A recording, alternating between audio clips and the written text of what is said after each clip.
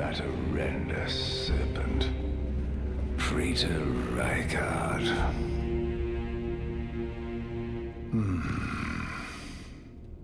You're tarnished. Here to put the demigods to the sword. Then please, kill the great serpent. The one that devoured Praetor Rykard. I left the serpent-slaying spear in the Lord's chamber. Worthy Tarnished.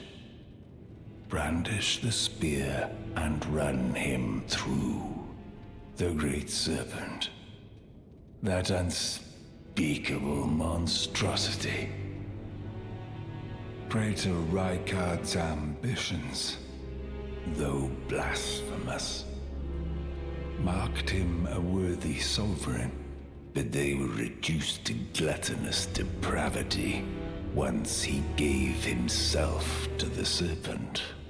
Whatever that thing is, it is no longer Praetor Rykard. Someone must kill him to spare him and his ambitions from further dishonor. Worthy Tarnish, it is run it.